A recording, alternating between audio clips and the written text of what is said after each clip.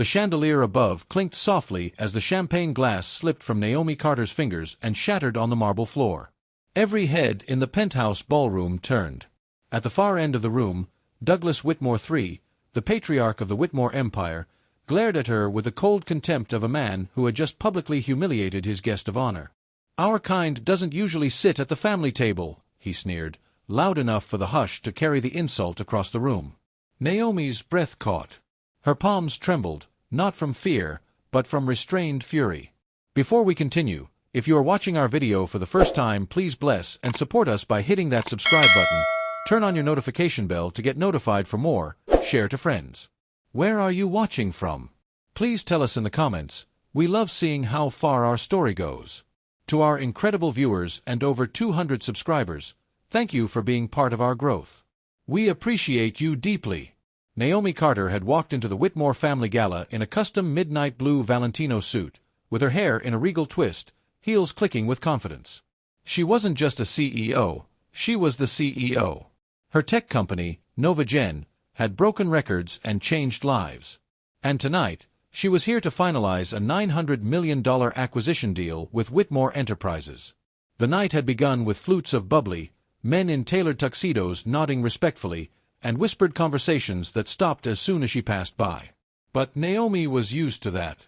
What she wasn't prepared for was the calculated insult that Douglas delivered in front of his entire family, guests, board members, and press. Earlier that evening, she'd been ushered to a corner table by a junior hostess. It seemed odd, until she noticed the seating chart, her name deliberately placed far from the family. Still, she'd smiled politely and sat without complaint. But when she was invited up to make a toast, everything changed.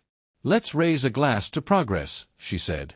"To a future where talent, not skin, defines success." The applause was hesitant. The Whitmores clinked glasses with tight lips. Naomi had only just sat down when Douglas made his comment. Naomi stared at the broken glass, her face unreadable. Slowly, she bent to pick up the shards, the edges glinting like her resolve. Then she stood tall and turned to face the crowd.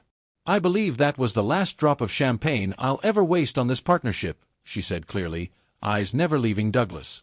Gasps rippled through the room. Douglas, red-faced, sneered. "Excuse me."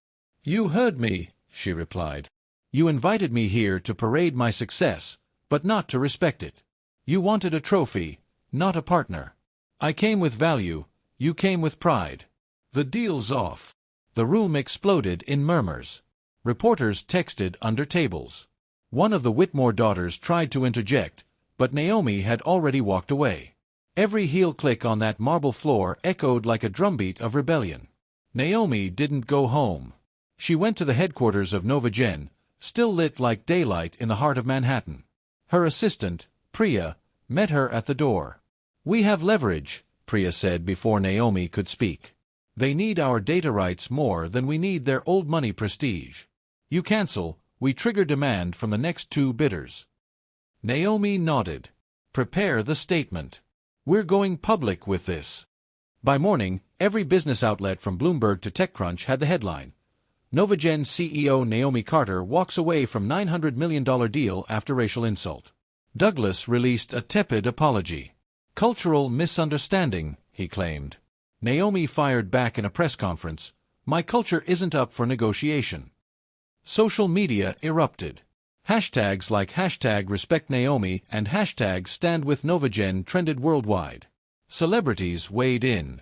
Activists praised her. Stock in NovaGen shot up 11% in 24 hours. But the battle was just beginning. Douglas wasn't used to losing. Days later, he tried to spin the situation. He held a charity event, invited press, and donated $5 million to a diversity initiative he hadn't funded before. Naomi received an invitation. Handwritten. She tore it in half. The next day, an anonymous source leaked emails from Whitmore execs mocking Naomi's background and intelligence. The attempt to smear her backfired. Naomi responded not with fury, but with facts. In a televised interview, she broke down her company's accomplishments, community investments, and the resumes of her diverse executive team. "We don't just talk inclusion," she said. "We build it." One of the Whitmore board members resigned live on air the next week, citing the family's toxic environment. Still, the media hounded her. Did she regret walking away? Couldn't she have salvaged the deal? Some deals cost more than they're worth, she told CNN. Integrity is priceless. Then came the twist no one expected. One of Douglas's grandsons, Landon Whitmore, broke ranks. A Stanford graduate and rising tech developer in his own right, he reached out privately to Naomi. He had an app, Ethical AI for Financial Transparency, rejected by his family's board. They called it too honest, he told her. You might see its potential. Naomi reviewed the app and was impressed. She invested. Quietly. Within 3 months, Landon's startup became a sister company to NovaGen. Douglas was livid. He called Naomi a thief in public. She called it irony. Months passed. The media frenzy faded, but the impact remained. Other corporations re-evaluated their boardroom cultures. Startups cited Naomi's stand as a turning point in ethical business leadership. Then, one crisp autumn morning, Naomi stood on the TED stage in a black power suit, no notes in hand. They tried to seat me at the corner, she began. So I built my own table. Applause thundered. She continued, this isn't just about me. It's about every overlooked voice, every underestimated girl, every barrier dressed as tradition. The future isn't something we wait for. It's something we walk into, unapologetically. By the end of her talk, investors lined up backstage. Young women cried. Schools invited her to speak. Companies asked her to consult. Back at NovaGen, Priya greeted her with a grin. The United Nations just called. They want you to keynote next year's summit. Naomi chuckled softly. Tell them I'll bring my own seat. And so she did. Moral lesson. Respect must be mutual in every room we walk into, regardless of color, gender, or title.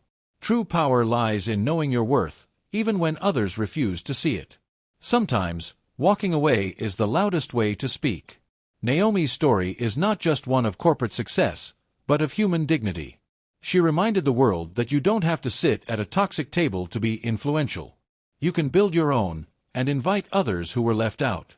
This story was brought to you by ELLIOT Stories. See you on the next one. ELLIOT Stories cares.